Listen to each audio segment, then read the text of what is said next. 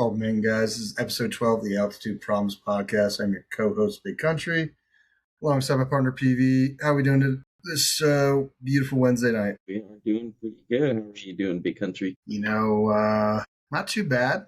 Kind of same old past few weeks with just baseball going on, Just watching that and staying up to date on pretty much all things Rockies. Camp.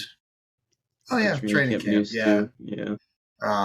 Seeing a lot of, overreactions, shit like that. But, it's just getting me more and more excited for NFL. But, yeah. What about you? How's your week, at least? Yeah, it's been going pretty good. I've been paying loads of attention to training camp. I had a rough first year dynasty, so looking to kind of find some of those sleeper players further this year. Hearing a lot of news, especially in the wide receiver category, because that's where I'm lacking right now. So definitely seeing a lot of studs come through in training camp. We'll see if that's if that news progresses through into the regular season. Yeah, talk about struggling in dynasty. I was right there with you last year. I know I had some injury luck, but I don't think I attacked dynasty like I could have or should have last year. I should have paid a little bit more attention. As my boy, shout out Brandon, as he told me to do. But, new year, I got Jeremiah Love, first pick overall, hoping he is like the reason my team is like in contention maybe next year. Let's be honest here. Team's still not that good. We got a lot of holes. Like you said, at wide receiver too. Yeah, I've been looking for a lot of wide receivers. I ended up picking up I picked up Jordan Tyson this year, 4th overall in our draft. And I've been kind of shuffling through a lot of players that have been either in good situations or have been getting good calls from training camp. A lot of names like Cyrus Allen was kind of one that no one was really talking about early on, but he kind of blew up in camp. Thankfully, the injury with him getting carted off was just a shin bruise, so he should be back soon. A lot of other players have been doing pretty well as well. You're hearing a lot from the Ravens wide receiver core, whether it's Elijah Surratt's getting a little less noise, but we did see that Jacoby Lane's been getting a lot of noise. He's been playing really well. He got a one-handed catch. He seems to be a big threat there. Denzel Boston and Casey Conception, both of them have been balling down in Cleveland. So a lot of rookie noise for sure. We'll see who really ends up being kind of the rookie stud to come out this year, if it's a plethora of players even. Yeah, definitely. As we're talking just fantasy, I kind of just want to, if we're talking fantasy, let's just talk fantasy, we'll get into the boring shit kind of later, but I'll just share my screen now. We'll get right into the bulk of what today is all about, and that's just another segment about some sleepers. So I'll kind of start off here and talk about my sleepers. So these are mine. I'm going to kind of go by one by one, but we saw Daniel Jones, honestly, he was the main reason why that Colts team was actually, good last year. I know everyone was, obviously, surprised by it, but Daniel Jones was doing very, very well. He was a top 10 quarterback in fantasy, PPR-wise.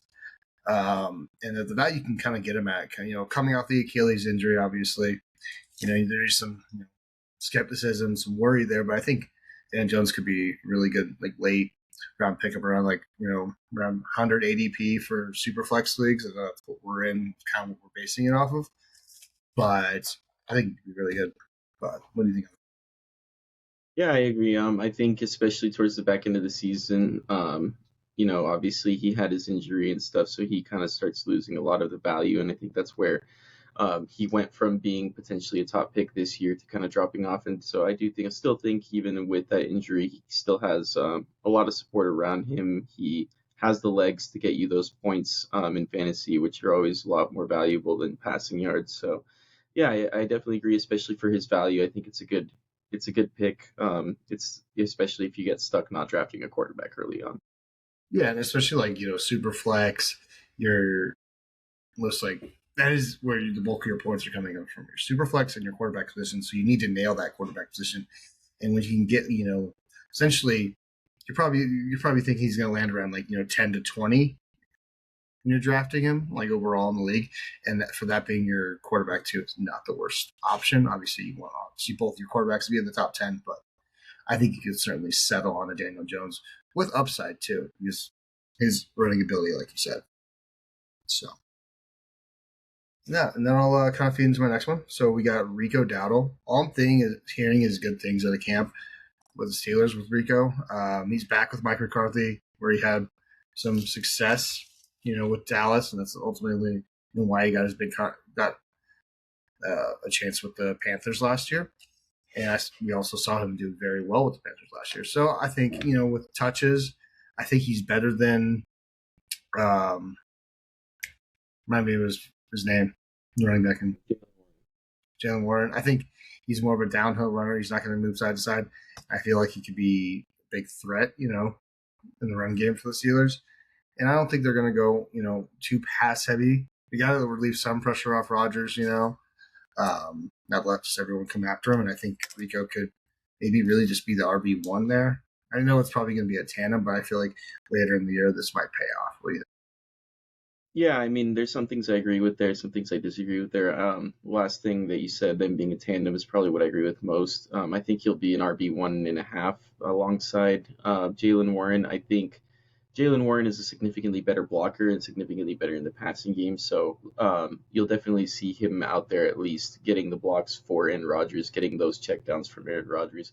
But like you mentioned, I think to take a lot of the pressure off of Aaron Rodgers' shoulders, you are going to see a lot more of a run game, kind of stuff it in their mouth type of thing. And so I do think that Rico Dowdle is going to kind of benefit from that and probably will get a lot of the red zone touches. So I do agree that he does actually have a really good value for how late he's getting picked. I definitely think in PPR leagues he has a little less value just because Jalen Warren is going to take those pass blocking reps from him. But I do think he's going to be the main back getting those first down touches as well as those red zone touches. Yeah, and one thing I kind of counter what you're saying, like pass downs. Kenneth Gainwell was the main pass down back for the Steelers last year. I'm not saying, Jalen Warren won't be that this year, but I think it could be a mix of the two. Maybe throwing Caleb Johnson. He's apparently playing with the first team, but I also don't think he's that good in the passing game either. So, whoever really wants it, it's honestly whoever Rodgers trusts too. That's a big thing with Rodgers. I saw it all 17, 18 years of watching him play. It's who he trusts. It's not really who's the best. So we'll have to see. It's his first year with him as well, so it has something to do with it too. But either way, I'm kind of high on him, especially around that 100 ADP mark again. Something I will probably target. I think we targeted him last week in our best ball as well. Because he has a lot more potential and upside, I think, than Jalen Warren too. Yes, big playability. I do agree with you there. Yeah. I'm moving to Wandale. I mean, we've kind of been high on the Titans offense. It feels like, Cam Ward, Carnell Tate. But this is the dink and dunk guy. The guy that probably, I would say you think he's going to lead the team in targets. He'll be the guy to dump off. He's not going to beat you over the top. He's just going to be crossing out slants, in routes, curls, shit like that. I feel like he has a ton of upside for being at 100 right now. I think him and Carnell honestly could end up at the same level. You're probably higher on Carnell than I am, but I truly feel like Wandale's the most valuable target in that offense right now. Yeah, I mean, I had Wandale at the end of last year, and with the Giants, he was getting upwards of 10 targets a game near the end of the year. So, like you said, he was a PPR machine, dink and dunk type of a player. He got me 20 points in the championship game, solely off of 10 catches for 100 yards. So he was just getting those short catches. And I actually do really like that. I do like this pick a lot because not only do you have Wandale Robinson here, but you have Brian DeBoer coaching that offense. And I do think Cam Ward, one of the reasons the Titans struggled last year is Cam Ward would always make the right read, hit the right short pass, and everyone was dropping those damn short passes. So Wandale won't have that issue this year. Cam Ward's going to have that guy to drop those short passes to. Carnell Tate's going to be his deep option. I am big on Carnell Tate, but I'm more deep on him as like as a higher ceiling type of player rather than a consistent type of player. I would rather have Carnell Tate, obviously, but Wandale is much later value, so you can get some really good value out of Wandale. And so, yeah, I definitely really like this pick. I'm high on almost every player from the Titans except for maybe the running backs right now. So, yeah, I don't disagree at all here. Yeah, and I also just like, when you're looking at your, ADP 100, 10th round, you kind of are looking for your slot, not your slot, your flex, Your flex, yeah. And a guy that could be as consistent as Wandell was for the Giants last year. Obviously, different quarterback, but same system as we saw. I feel like it could be really valuable for fantasy owners this year. Someone on target as well, but hey, man, as it says on the screen, big country approved. I love how AI does that. I'll go straight into my next one, my last. Kind of did one position here each, but Greg Dulcich, Miami. Everyone talks about how shit Miami is going to be. You've said, I don't know how many times, you don't think Miami's going to be that bad. I know I was a fan of Malik Willis when he stepped in for Jordan Love last year.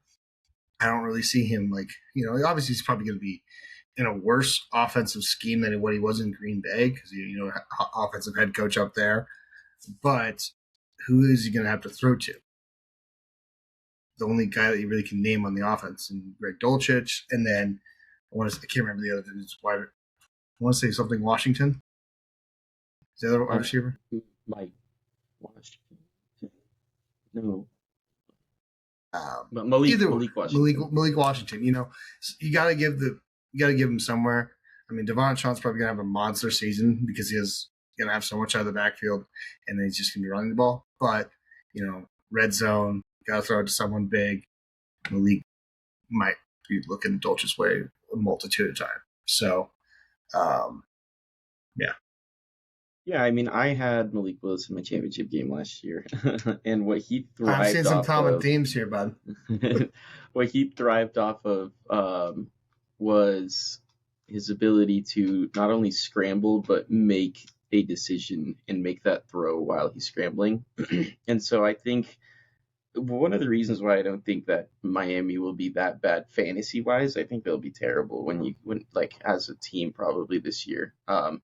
But I think fantasy-wise, you're going to see kind of some players get undervalued because I think it'll be kind of a scheme similar to the Ravens now in that you have a fast player like Devon Chaun, and then you have a speedy quarterback like Malik Willis that still has the ability to launch the ball down the field. And so I think you're going to see a lot of RPOs. I think you're going to see a lot of fake quarterback runs and kind of just dumping off to players like the tight ends. And so in systems like Baltimore, you have seen a lot of players benefit. You saw a two tight end scheme with Isaiah Likely and Mark Andrews. Mark Andrews had a couple of years of success. Isaiah Likely had some success other than his injuries in Baltimore. So I do think Greg Dulcich, or really anyone from the Dolphins is going to be a sleeper this year. They're definitely a little tricky to figure out who's going to be the top receiver because there's no really good, no one's really been standing out. That's kind of somewhere I've been looking in Dynasty as well. I have Caleb Douglas in my taxi squad right now because he's a rookie, big guy. He's been putting up some decent performance in camp, so you never know. But Greg Dulcich is really him. He's really the only name that I could tell you is anyone that anywhere near consistent. So even Malik Washington is okay. He had a couple, I don't know, maybe 3 to 5 point games. He maybe had an 8-point game at some point last year. So Dulcich fantasy value is going to be the most consistent on that team. So if they're going to be able to produce, I could definitely see some good value in the late rounds from him. Yeah. And I mean, their OC is Bobby Slowick. I mean, I don't know if you remember him. He was the old Texans OC. And, you obviously saw some, regression in that offense, after CJ's first year. I'm not saying that's going to happen again. Hey, maybe fresh start, new players, completely different style of players too might benefit his offense. I'll just wait and see. But either way, I'm high on him. Especially where he's getting drafted, dude. That's even lower than 100. I want to say it's at 130 to 160. Can't recall exactly where he's getting drafted. But, is a guy that you could potentially stash, not target as your tight end 1, but could end up being your tight end 1 by the end of the season. So, yeah. But tell me about yours, man. Yeah, my sleepers are quite a bit deeper. They're more around 150 each, except for Eli Raridon, who is going undrafted most of the time. So Cam Ward, I've been talking about. We've both been talking about the Titans offense. I'm big on the Titans. I'm big on Cam Ward. Cam Ward's a leader. Now he has a really good offensive coordinator with plenty of weapons. I think he's going to figure it out this year. I think you're going to see a big step up. And so seeing him being drafted as one of the lower quarterbacks, I definitely think he's a really high value, especially in a super flex league. But even in a regular league, if you get stuck not having a quarterback, I think Cam Ward is a wonderful, really, really late pick. And you can still have a lot of really good flexes, wide receivers, running backs before even picking up someone who I think will end up being able to drop you 20 points a game this year. Yeah, we always talk about like the year two quarterback, progression and him going in Dable's system. Um, I think you did really see a huge jump here. I'm not saying he's going to be Drake May of last year, ending up as quarterback too, but very easily could sneak into a top 10 quarterback finish. Given the receivers he's going to have around him this year. Running backs kind of, but you don't need that as much. I feel like as good receivers. Yeah, and it's not All like those he's a guys. bad running back. I mean, Tony Pollard's still solid. Yeah, it's I'd say it's hit or miss, but like once again we've talked about Cam Ward. Feels like somewhat all off season. I feel like he could be a pick right now. Yeah. Now we'll move on to Kenneth Gainwell. This one's kind of an interesting one because I've been so high on Bucky Irving ever since his rookie year. But I have seen this one is kind of a big part of this is going to be the training camp rumbles, not necessarily because he's playing well, but more so the schemes that they're doing. We see a lot of running back, two running back schemes out there right now. So we're seeing both Kenneth Gainwell and Bucky Irving out there. Bucky Irving got a lot of catches in the recent years, and I know that because I've had him on my fantasy team. He gets plenty of targets, but he does not produce too many yards out of those targets. I saw him produce maybe two big plays in the 2 years that I had him off catches, like two really big plays. He definitely had some still like 10 20 yard catches, more than that, but I feel like Kenneth Gainwell's, like you said, he was last year. He was the pass down guy for the Steelers. He's got really solid blocking skills. He has a good catching ability. So I think as a PPR machine, he's gonna be a pretty good value, especially if he's splitting reps out there. And I think Bucky Irving, last year he was trying to take a lot of the carries, ended up getting injured. Sean Tucker ended up taking a big chunk of his.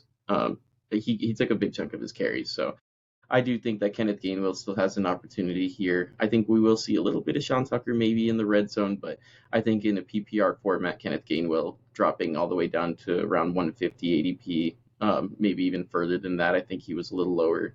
I think that's a solid value. Yes, talking 10 man, 15 round pick, potential, flex option given certain weeks. Like you said, he was the pass down back for the Steelers. And if he's taking a little bit of Bucky's role, that might help even Bucky's, ability to run the ball effectively. Just keep him healthy as well. Yeah, we saw Bucky's rookie year, which was his best year. Obviously, he's only had 2 years, but his rookie year he played alongside Rashad White, who had that exact same role. He was the pass down back, splitting reps with him, getting a lot of those first team touches as well. But that was Bucky's best year, so yeah, I agree. It definitely could help take a load off and make him play better. Yeah, watch out for the early season when Baker looks like an MVP, bro. When he falls off. Alrighty, so now I'll go to Josh Downs, the receiver for Daniel Jones that you talked about earlier. And Josh Downs, I think, is going to be very similar to Wan'Dale Robinson in that he's going to get a lot of those dink and dump type of passes. So he's going to be a PPR machine. I think especially with Michael Pittman being gone, Alec Pierce is going to be their big guy, kind of their downfield target. I think Tyler Warren is kind of a threat to take a lot of those targets away from him, but I still think that Josh Downs is going to get a significant amount of those short passes. He's been a great route runner. We've already seen him be the favorite target early in training camp, so I think with him falling as low as he has, around that 150 mark, a consistent, what I would consider wide receiver one in that offense right now, at least a starting slot player in that offense, I would definitely be drafting him in those late rounds. I don't mind that at all. I mean, I'm trying to think of the other receiver in Indy, and the only thing that comes to mind is Tyler Warren, and I feel like I'm missing someone big for the Colts. Alec Pierce, Tyler Warren. Fucking Alec Pierce. Yeah. I mean, yeah. But like, when I look at Alec Pierce and Josh Downs, I honestly don't like see much different. You know? Yeah, I think the thing with Alex Pierce is he was certainly the downfield target. We saw him catch a lot of really deep balls. It was always the 20+ yard passes to him. So I don't think that he's gonna be much of a threat to take necessarily targets from Josh Downs, because Josh Downs is that kind of short route, get me like 4 or 5 yards a catch type of guy. Yeah, definitely. I mean, if he could be the dink and dunk guy for Daniel Jones, I mean, he has significant fantasy PPR upside. And he produced a lot last year for what role he was in. If it just gets expanded upon, see why it could be really good. Yeah, absolutely. And now the biggest surprise here, a name that not a lot of people have probably heard about, Eli Raridon. This is one that, I've been looking around through Dynasty for big sleepers. This guy kind of popped out to me, given that the Patriots were pretty big with their tight ends last year. Hunter Henry saw a lot of targets, ended up being tight end 19. He was pretty undervalued. I think he went undrafted in most leagues last year. And so with him, he's still going to be tight end 1 this year, but he's getting a lot older. He's definitely getting up there in age. And Austin Hooper left, so they don't have a tight end 2. So Eli Raridon immediately slips into that tight end 2 role. We're already seeing them do a lot of tight end 2 sets in training camp, and he is a 6'6" monster with solid speed. Rookie, I think he will get some good chemistry with Drake May. So this one's definitely a deep sleeper. He's going undrafted in basically every league.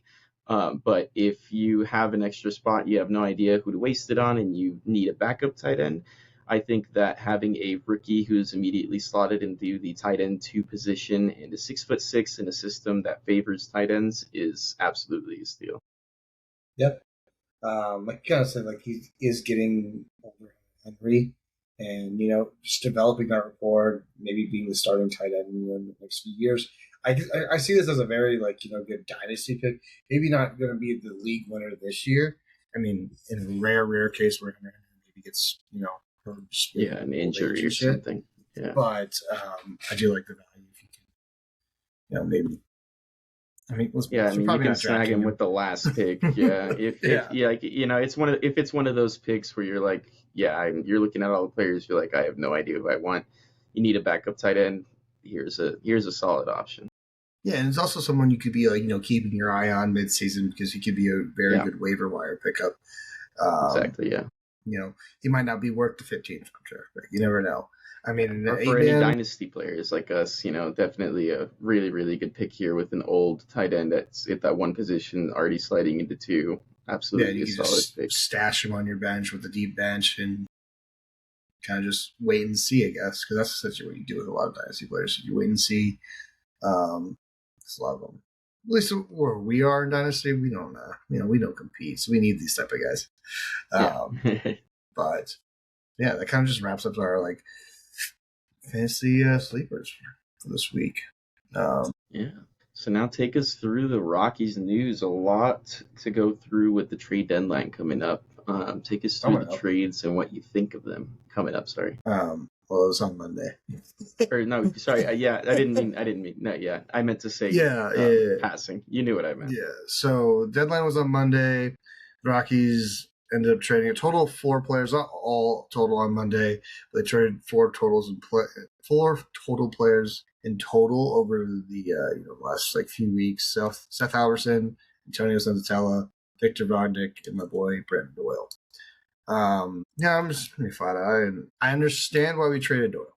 I truly do. It just makes me really sad. And I also at some point I didn't really understand it, because I felt like we had he's still under control, and we also have other controllable assets. But I kind of saw the vision that I thought the Rockies had going when we swept the Royals this past weekend, of having 3 center fielders out there. Yeah, Cole Kerrigan right, Doyle in center, and then McCarthy in left. 3 center fielders playing in a big ass outfield. It's what you need. And then we go into the best defensive outfielder we have. Sounds depressing. Senza, I knew he was going to trade all along. It's just a matter of who he was going to trade to, not a matter of when.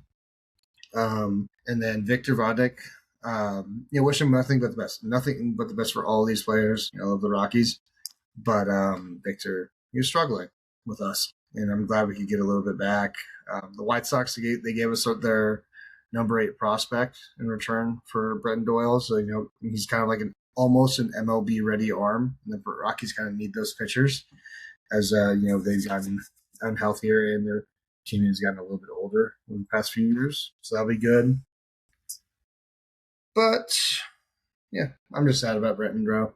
When I saw those news on Monday morning, man, it just felt like I got shot, man. I was so sad. Yeah, I do agree with you. It would have made more sense to have 3 center fielders. It was kind of interesting to see us get rid of him and then sign Mickey Moniak. I guess that means we're committed to having Mickey out there in one of those sides of the field, and then probably Cole Carrick roam center. But it definitely sucks to see. Hopefully it pays off in the end. Hopefully it's not just another arm that ends up being a waste for us, and we actually see some production out of it. So yeah, and on another note, like a lot of the trade deadline talk was like, hey, are the Rockies, who are they going to trade? Because they had so many assets, that people probably wanted, but what I liked about the Rockies, they kept that asking price very high for all their players. They said, if you want them, come get them, because they didn't have to get rid of them. All of them were pretty much under control. And then, and Moniak came out in the meeting. He's like, I kind of don't want to be traded. Like, he wants to stay in Denver. He likes Denver. And he put out a beautiful quote after he re-upped for another 2 years. It would mean the world to him if he could bring winning baseball back to Denver. I love that. I like what Mickey stands for. He's a Coors Field merchant, low-key. But, we play at Coors Field. We need those. So I'm happy we re-upped him. The future of our outfield looks kind of weird. Because I don't think, Mickey's not like an everyday guy. You kind of have to platoon him sometimes against lefties because he's not that good against them. And he's not that good defensively. But, throwing him in the DH or left field sounds like a pretty good option to me from the Rockies.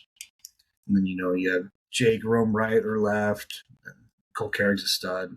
I feel like he just needs a little bit more time in center field. This is completely new to him, really. He's a shortstop. So I don't know if you saw this, but Tovar has been really good this past series against the Rays. I know we lost all 3 games, but I believe he had 7 hits over the last 3 games. So good to see out of Toby.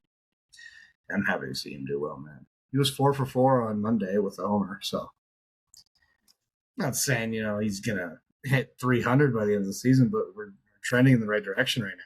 Like I said, hitting 300 is not easy anymore. I think, what is there, like 20 players total in the MLB now that are hitting 300 I or will more? Gladly take a 250 hitter from anyone. Yeah. That's just what the MLB is, unfortunately. So, either way, now we just have to wait and see what their record is at the end of the season. We're not going to make the playoffs, and I think it's all just about growth at this point. I don't know if they're going to bring up any more young guys. They brought up back Jordan Beck this week, and they didn't have to bring up Condon or Zach Veen. So I thought that was kind of interesting. But maybe they want to keep them in the minors due to the impending lockout. Because if they add them to the 40-man, then they can't interact with them if a lockout happens. Rather than if they're not in the 40-man, they can interact with them because they're minor leaguers still. So that's going to be interesting. I'm not going to lie. But yeah, it's like you said, us keeping the asking price high, I feel like is a good sign for us Rockies fans. Feels like we're less of a farm. Feels like we definitely want to bring back that winning culture. So feels good. Yeah, let's get back to 2018 Rockies, man. 2017, because it does feel like we are building something now. I don't care what the record says. This team is entirely different from last year. Even if we are the worst record in baseball. Still. Hey, we already surpassed our win total from last year, so that's really good. Hell yeah. But stop talking about the pressing Rockies. And we have football tomorrow. Hall of Fame game. Cardinals, Panthers. Never in my life would I say, yeah, dude, I can't wait to watch Pickett and Beck. It's gonna be Hell yeah, dude. Truthfully, Carson Beck not gonna watch. has been looking pretty good. Oh, I'm gonna watch. I miss football too much not to watch. I'll be watching the first drive or two at least. Definitely, probably the first quarter at least. I'll watch the clips. No, I'll watch the game. That's about Especially when you're a dynasty kind of a guy, you need to find those sleeper guys. So who the hell are you gonna find? From the Hall of Fame game. There have been some players that come out in the preseason and they end up being really good. How ass are our teams? Actually, one of the biggest training camp into preseason rumblings was Cortland Sutton. I remember that. Cortland Sutton was getting some raves over training camp. He started one preseason game, did so well that he ended up getting a starting job. Now look where he is. He was a second-round pick. I kind of expected him to get to this point at some point. Yeah, I guess, but still. I mean, Carson Beck, I might think of he could be a starting quarterback for the Cardinals in the future. Maybe not this year, maybe by week 7, because to be honest, it's not that good. I do think Carson Beck will probably take it this year. I don't know why they paid Jacoby Brissett as much as they did. That's the only reason that maybe he might not. But did Jacoby get a new contract? I can't remember. Yeah, I think he just signed one, didn't he? I mean, I don't remember seeing anything. He signed a 15.5 deal, fully guaranteed. I mean, so yeah, he probably that's pretty low for a quarterback, to be honest. In this market. So yeah, I would say Carson Beck probably could start at some point in the season. Yeah, and what do the Cardinals have to lose? Let's be honest. Yeah, exactly. But I do think maybe the Cardinals will just start Jacoby the whole year, tank, go get Jeremiah Smith. Yeah, but they don't need Jeremiah Smith. They need a fucking quarterback. Carson Beck is not the answer. Carson Beck is not the answer. I think everyone knows that. It's just no one's saying it to be somewhat You don't nice. know that until you see it. I gotta see him fail first. I know it. He's butts. He was drafted around the same time as Shedeur. Actually, he was drafted before Shedeur would have been. And you're still high on Shedeur. The NFL blacklisted Shedeur. So that's at least mine personally, but I'm trying to find what we're going to talk about on the next session. No, I don't think Carson Beck is the future. Well, I don't know. But I won't write him off just yet. He's been looking good at training camp, so we'll see what he can do. I mean, it'll be interesting to see, but I just don't think he's that good. So I'm not going to pretend like I think he is, But I mean, you never know.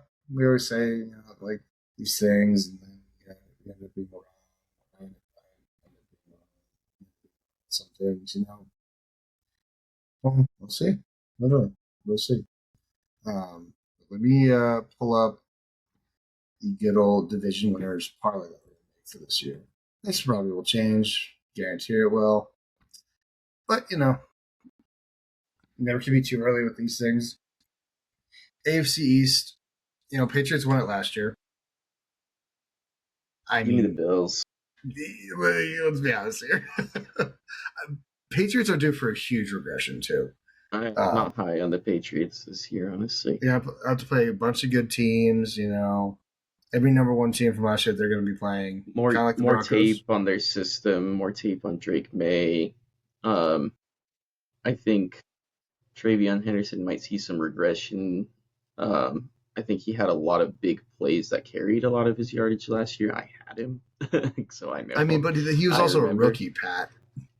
Yeah, but I still think that those big plays fuel a lot. But he got a lot of touches. It's not like he wasn't getting a lot of touches. He was getting plenty of touches. It's just that only like 2 or 3 of the touches in those games would actually be big. Dude, they need to get like 2 3-yard carries. Ramondre Stevenson was he was actually also getting a lot of carries. But that's the thing is they run the ball a lot, and Travion Henderson wasn't the one that was picking up those consistent yards. It was Ramondre. That's why he was getting those touches. But Travion got the big plays. So I don't know. I think that I think the Bills, for one, they take a step up, and 2, I think the Patriots take a step back, and that's why I think the Bills get back into the division lead here. Maybe. We'll probably have a different answer on AFC North. You really can go all 3 ways. I mean, yes, the Steelers are a harder pick, obviously. Really? But it feels like every you're year, considering picking the Steelers. The AFC North is just a crapshoot. because you never know. Because Yeah. no one fucking stays healthy, and that's exactly how the Steelers went out last year. So I'm not saying we're going to take the Steelers here. I'm really in between the Ravens and the Bengals, and I'm leaning Bengals just because I don't think the Ravens are that good. But they choke. Lamar is my quarterback. Bengals, right, if they aren't the healthy, Steelers always seem to they have almost be someone in the mix of winning that division for whatever. that's so reason. annoying. It really is. It's Even so hard if to they're pick. at 500 every year. I would honestly go with the Bengals here. I think Joe Burrow, if he plays the full season, is enough to carry them to a winning season that's better than some of these other teams. And I think the Ravens are lacking weapons on offense right now. Hey, they just they only have Zay Flowers, and then everyone else is kind of a toss-up because that's the thing is LeJohntay Wester's already basically lost his job to Jacoby Lane. That's kind of depressing, actually. Yeah. And then after that, it's Rashad Bateman, and Rashad Bateman's. I'm taking the best team. I'm taking the most, the best offense, and then a hopeful, resurgent defense. Yeah, exactly. The resurgent defense. They went and got Dexter Lawrence. That is a humongous addition. Especially with how much that damn D-line struggled to get any type of pressure. Having that pressure not only up the middle but being able to stop the run. I think that's going to be a huge difference. So give me the Bengals. I think you saw a really good year from their corner DJ Turner last year. I mean, if it wasn't, they get him some pressure and force some errant throws, man, that dude could have a huge season. I'm not saying it's one side of the defense, but you never know. Now for the real crapshoot division. This one's a tough one. I honestly think, though, I really like what I saw out of the Jags last year. I think I would take the Jags in this division. I think their offense was extremely consistent last year. I think with Travis Hunter focusing on the defensive side of the ball, they're going to have a lot better play in the air, especially if he just doesn't get hurt. Their wide receiver core this year is even better than it was last year, even though their offense was already being pretty consistent. The only loss that they took, I would say, is obviously losing Travis Etienne. Yeah. But I do think that the speed in Bashal Tutin and the toughness in Chris Rodriguez is enough to replace him anyway. So in this division, I really like the Jags. I mean, you can't really go wrong with the Titans either. They have that dominant defense. I'm not saying you're going to get this out of CJ Stroud, but we've seen it before. I'm not saying he's complete poop, but he could be. Yeah. They're a good team. The Colts should have won this division last year too. And Daniel Jones got. This one's a tough one. But yeah, I think me personally, I would take the Jags. Yeah, and honestly, if you're sticking straight, maybe value as a single bet. Dude, what about the Titans? You never know. Yeah, plus 800, you never know with that. They're gonna have an easy schedule, just like the Patriots did last year. You never know. But I like Jags here, honestly. Yeah. It's a solid pick. I could honestly go with any one of these. Oh gosh, holy cow! The division winners this year are fucking tough. This is where I'm not taking the Broncos. I will say, I really don't think they're going to win the division. I think it's going to be the Chargers, to be honest. And that's I think the Chiefs. Yes, they're going to be good again.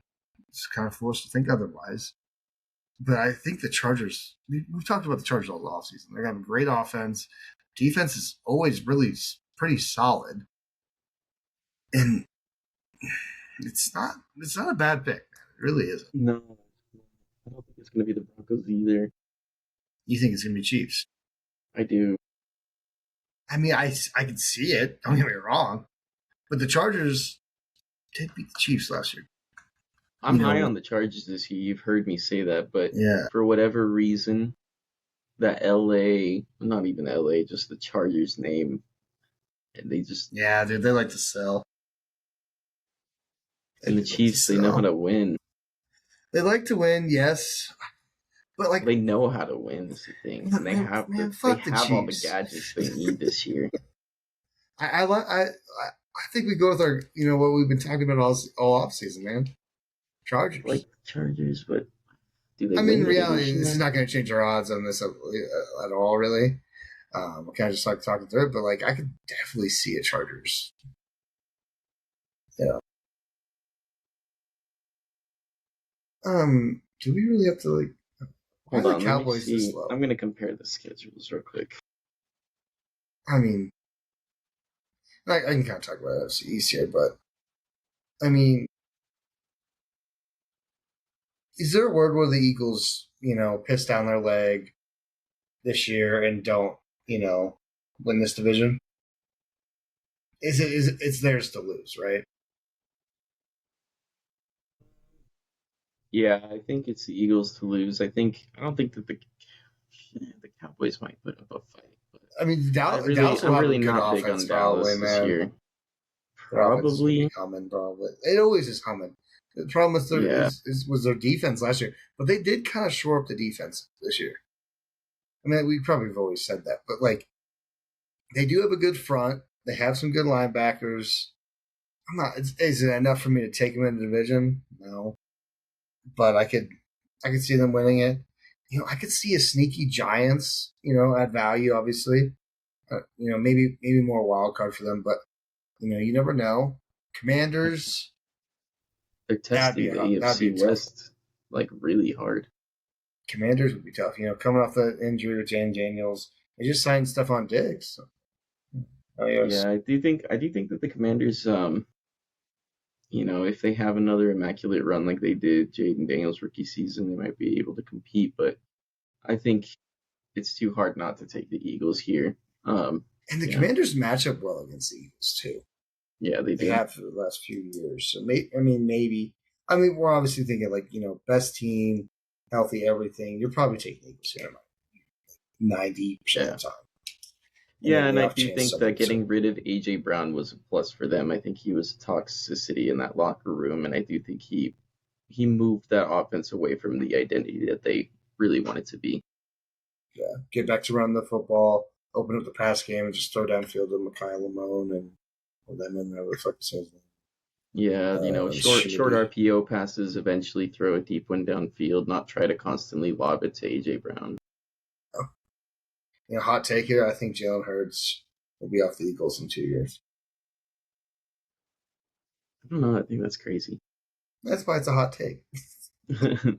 Um, yeah, NFC North. I'll let you take the reins on this one because I'll be biased. So Hmm. I'm not too high on the Lions this year. I don't know why they're favored. Truthfully, Yeah, they I'm finished surprised they're third favored. last year. I'm surprised Chicago's No, so they finished. low. Were they I fourth? honestly would take Chicago here. Fuck Think you. I think Ben Johnson I think Ben Johnson is brilliant. I think another year with Caleb Williams is going to help him out more. Caleb's getting more experience. Luther Burden plus Romadunze is a solid pairing. Um, this guy. Hear me out. Hear me out. Madden curse, right? That's something that we got to play into this bullshit, And I'm Didn't not saying the Mahomes break Bears it? aren't going to be good this year because they do look pretty promising this year. But the Bears are the Bears. I know they won last year. But what makes I the know. Packers look so promising? That's the thing. They're not. That's what's Exactly. dangerous. That's No one's really talking about Green Bay this year, man. The defense because didn't there's get that nothing much that worse. I think the offense is going to be fucking really good. You don't have as many mouths to feed this year, bro. You got three solid wide that's a receivers. bad thing because Nah, then you know bro. where the ball's gonna go. No, bro. You don't. That's not what I'm saying. You don't know where the ball's going to go because you have three guys and no one's the number one. Again, you don't have no Dobbs, you don't have Wicks, but you got Golden who's going to stretch the field, Watson who can stretch the field and breathe in the slot. Then you got Savion Williams, bro. Playing that kind of like X Factor Please, role. he got And then you got the 80 felon yards last year. himself. Old ass Josh Jacobs. Bro, this team's gonna be nasty. What you mean? Josh Jacobs will probably get suspended. This guy, say shit about him, and this guy's scaring me. I mean, to be honest with you, I could see the Bears winning it, but you could also say the Bears should have lost every single game to the Green Bay last year.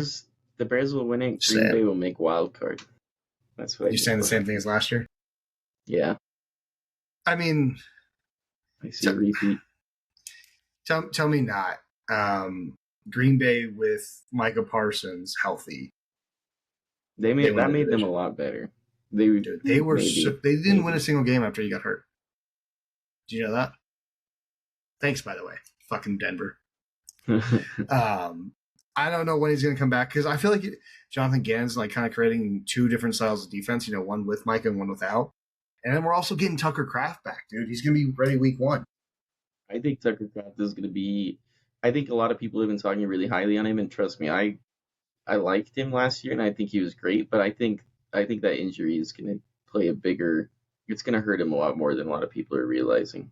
You think he's going to just be worse off because of it? We're going to see a slight regression. I do think he's going to be a little worse off. Well, hopefully not. Hopefully not, but. But I can't pick the Bears, dog. I mean, everyone else can. Probably the smart money will go there, but my own parlay. Yeah, literally, bro. Should we just go with the Lions to disagree? With our own thoughts? I actually really don't think the Lions will. Matter of fact, the Vikings, bro, they could have a nasty ass defense with Kyler, bro. Shit. Kyler Murray has that would be kind of crazy. Sam Darnold did it with them, remember? Yes, exactly, bro. You get actually good quarterback in there, they might actually be really good. Still got Justin Jefferson, so you're looking at potentially the best division in football right here. Every team was positive last year. No, I think the AFC West. You're just saying that. No, legitimately though. Like, you think about how hard of a decision it was to pick between those three: Chiefs, Chargers, Denver, and then the Raiders might actually have a big step up. It's not. I don't think it's as hard. All these teams were plus last year. Well, just look at the odds comparison. That's how you know. There's no favorite, and the biggest is 510 to 170. Look at the odds in the AFC division. West. Plus 2,000. Yeah, but look at the other three. It's a 3-headed horse, is what I'm saying. Or sure, yeah. Anyways, fuck it. Well, then by your logic, the NFC South is the best.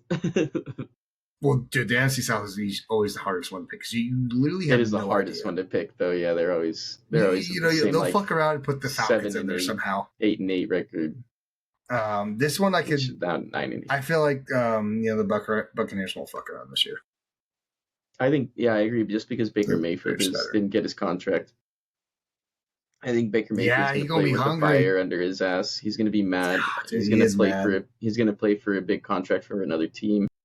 Yeah, I mean, you saw the Saints obviously turn up at the end of the year, and they could certainly do very well and end up 9-8. But so can the Bucs, so can the Panthers, and so can the Falcons. They're all going to be 8-9. Yeah. But I can see where the Panthers run it back too. But I think that was kind of not a fluke, but you're not going to see crazy more out of Bryce Young than you did last year. So, and then it's crazy saying, "Oh yeah, I'm not going to pick the Super Bowl champs," but we're probably not picking the Super Bowl champs here. We're going to take the 49ers, bro. I don't hate it, dude. Right? This division's good as shit too. I mean, Cardinals, but. But if the Rams are really getting Aaron Donald, you're not gonna. No, Aaron Donald and Myles Garrett. Not give me the Rams. Yeah. And the Niners, dude, the receivers are so old. Yeah, I mean the Rams have Puka, Devontae, Matthew Stafford, Aaron Donald, Myles Garrett. Yeah. But imagine you won $25 on this. You win $47,000 almost. That would be nuts. Watch it just be the Packers. And go fuck yourself. You should see the one I have with the Steelers winning it. But that kind of wraps it up for our Week 11 podcast. No, Week 12 podcast.